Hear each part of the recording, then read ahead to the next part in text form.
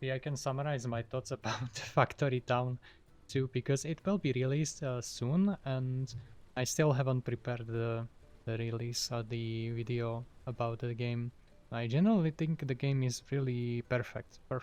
I don't have any cons about the game, considering that this is a really new game and it is most likely, like these days people are having problems with games because they start playing and there is like a lot of bugs and it's things are not very intuitive. But funny thing is, this one is actually the successor from the Factory Town 1. And Factory Town 1 was released 17 November in 2021, but it was like finally released. It was in development for so many years, and I have a feeling that first time when the game came out, it was actually around the time when the other factory games were also starting to be popular.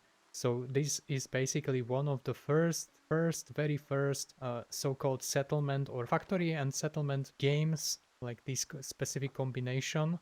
It was really popular back then, and it was sitting on very positive. The developer and publisher is Erik Asmussen, and Factory Town had a lot of good things. Actually, people had like mods for the game, so there was a big community about the game.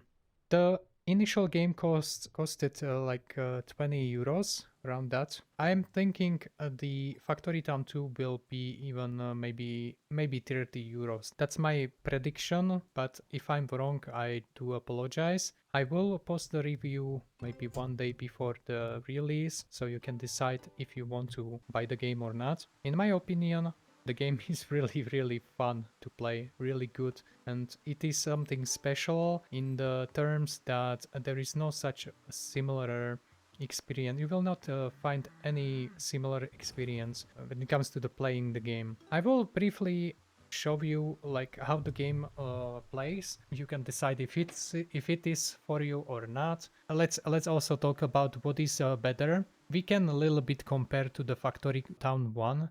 The Factory Town 1 had less features, had less buildings, and less quality of light and worse graphics, right? And now we have the second one, and it will have a better graphics. It has some new additional buildings for logistics and other buildings that you can use to optimize your factory to build something really nice. Then there is also, I'm not sure how it was in the first one because I don't remember. It was a long time when I played.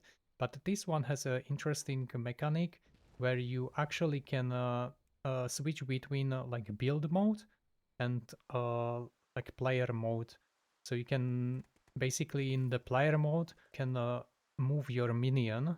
You have like a hero character or player or I don't know, which can move around and grab things from the buildings and bring them to anywhere on the map. It is really nice. You are basically switching. You can help the factory growing. Also, you have a pause mode with a space bar, so you basically can pause, do your thing, unpause, and your villagers will continue the work. By the way, the game doesn't like force you to do anything. If you don't know what I mean, it's like some games are like forcing you to be like you need to do this now, you need to pause the game, but here you don't really need to. Of course, if you want to, you can, but it doesn't matter if game just runs a little for a while. In the worst case scenario, you will not have enough some resources and your villagers will not be coming to your village. But eventually the game progression is very much like scripted, but it's still on you, like how you decide to do things and what you decide to prioritize. So there are quests in the game, there are things that are locked behind the deliveries, and as you like progress in the game, of course you are trying to balance everything. You can do a lot of like micro management if you want to, of course. There is also what is new. I mean, you have a new building, something like a catapult. You can catapult things across long distances. Also, you have these new, you are worshipping the volcano, and volcano needs some items from you, and he will reward you with the talent points or mastery points, and you will be spending those points to unlock new buildings in the game. Actually, as I'm talking about the game, I feel like I really want to play it again, because I played for quite a few hours, but I haven't reached the end game. Of course, you can see those, you can go watch those videos on my channel. I should be one of the first ones that actually covers this game. Not the very first one, not the only one, but there are not that many people covering the game yet. Yet. But I can imagine it is a really blast playing, so yeah.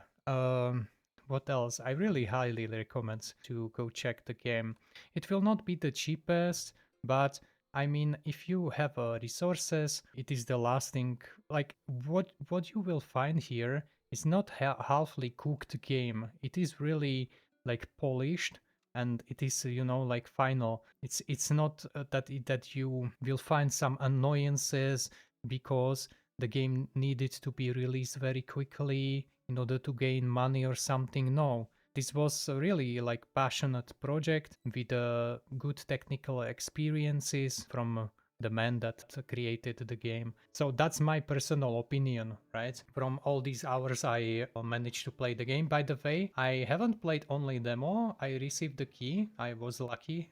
So what I'm telling you is maybe a little bit more that you will find from people that had only the demo, because I was able to play custom games where you basically have a sandbox mode, and you can travel to other islands and connect the islands and manage complex logistics structures, logistics deliveries. And as you go, your village or your population of your town is really like growing, and then you are thinking what direction you should be expanding, because as you are like progressing, you are unlocking these special points which will allow you to unlock a new islands, and every single island has a different resources, and then you can specialize how to progress further in the game and what items you want to basically produce in the future.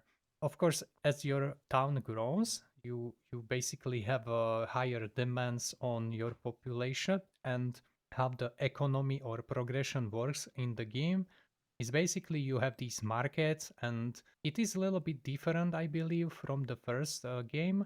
Now you are delivering items to markets, and people are coming to the market buying those things, and when they buy it, you are receiving the money. The first game had like a lot of different coins, like red coin, yellow coin, but I believe here you have only one type of coins, just money, right?